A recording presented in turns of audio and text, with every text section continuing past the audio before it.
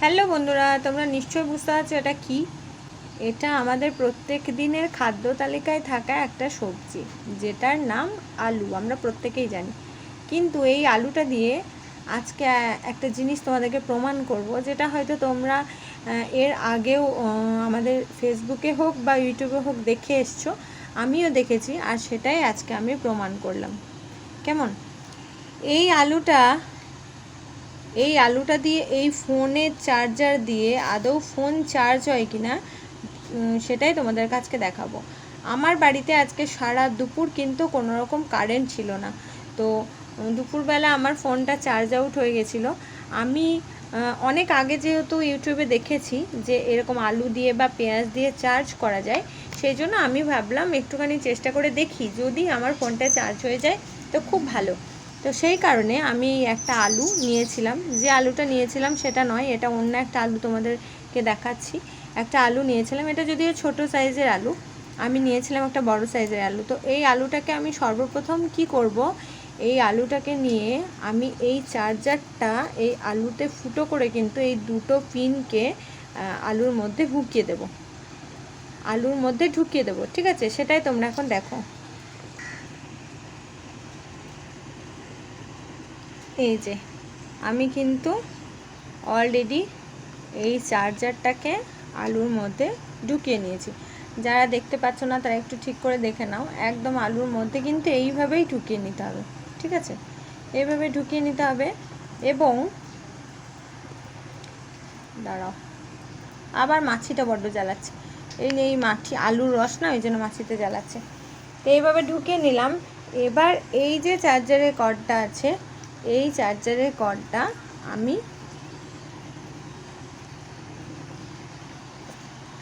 ফোনে যেখানে চার্জ হয় সেই জায়গায় কিন্তু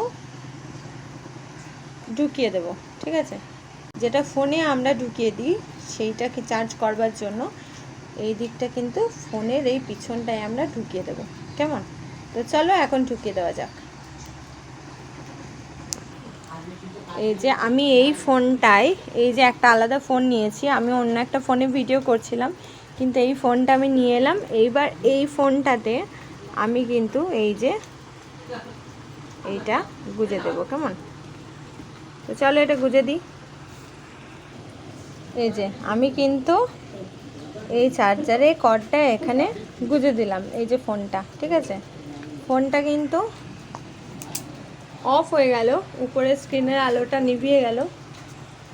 যেখানে আমরা চার্জ করতে দিই বাড়িতে সচরাচর ফোনে, সেইভাবেই কিন্তু চার্জে দিলাম। ঠিক আছে, আর এইটা আলাদা কর্ড, কেউ হয়তো ভাবতেও পারো যে এইটা আলাদা করে কেন রাখা আছে, তো এটা আমি সরিয়ে রেখে দিলাম। এটা আলাদা চার্জার, এটা আলাদা করে সরিয়ে রাখলাম। আর এই যে একটা চার্জার, যেটা আমি কিন্তু গুজে রেখেছি, এই যে দেখতে পাচ্ছ, মানে ছেড়ে দাও। এইটার মধ্যে কিন্তু আর অন্য কোনো কিচ্ছু নেই, যে আলাদা করে কোনো চার্জার রেখেছি বা কিচ্ছু নেই। কিন্তু এই স্ক্রিনের আলোটা আমি জেলে জাস্ট তোমাদেরকে দেখাবো যে ফোনটা কেমন চার্জ হচ্ছে। ঠিক আছে, তো চলো দেখানো যাক। এই যে ফোনে আলোটা জ্বাললাম, একটাই কিন্তু কর্ড দেওয়া আছে, হ্যাঁ একটাই কর্ড, আলাদা করে কোনো কোথাও গোজা নেই। এই যে সাইডে একটা চার্জার আছে, এটা আমি বোর্ডের মধ্যে গুজে রেখে তারপর এটা চার্জ হচ্ছে কি হচ্ছে না সেটা দেখাতেই পারতাম, কিন্তু এই যে চার্জারটা কিন্তু কোথাও গোজা নেই। ঠিক আছে, এবার দেখো চার্জ হচ্ছে কেমন।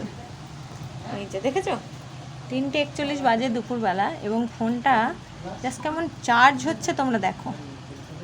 এই যে দেখেছো, 29% চার্জ রানিং কিন্তু। এই যে দেখেছো, 29% চার্জ কিন্তু ফোনটা হচ্ছে। তাহলে এবার থেকে যদি তোমাদের বাড়িতে কারেন্ট না থাকে বা কোনো রকমভাবে চার্জ করার অপশান না থাকে, তোমরা কিন্তু এরকম এক পিস আলু নিয়ে এসে ফোনটা খুব সহজেই চার্জ করতে পারো। কেমন? তাহলে আজকে এত ভালো একটা টিপস দিলাম, তার জন্য কমেন্টে একটা থ্যাঙ্কস লিখে দিও, তার জন্য অবশ্যই একটা কমেন্ট করে দিও, তাহলে পরবর্তী ভিডিও বানাতে আমি আরও অনেক বেশি অনুপ্রাণিত হব।